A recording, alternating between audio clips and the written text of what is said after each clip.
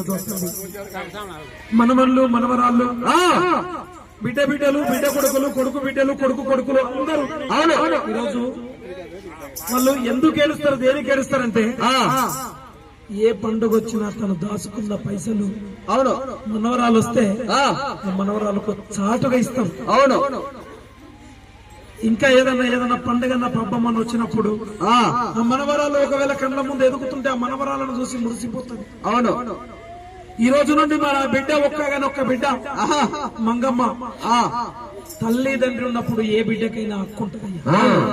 గరే యాడి బాచకతో బేటిని హక్కొచ్చే, ఏ అన్న పిలిచినా పిలవకపోయినా, ఏ వదిన పిలిచినా పిలవకపోయినా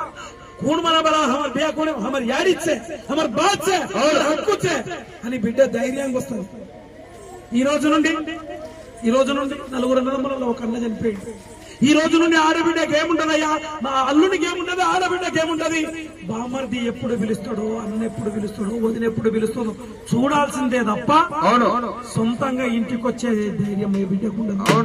పోతే ఒకవేళ వదిన ఏమనుకుంటుందో, ఒకవేళ మా అన్న తిడితే, నా భర్త కొడితే, ఒకవేళ మా అన్న మీదకి పోతే నా ఆడబిడ్డ తన సంసారం వదిలిపెట్టి మా ఇంటి మీదకి వచ్చిందని ఏమని కొనుక్కుంటుందో మా వదినని బిడ్డ రాదు.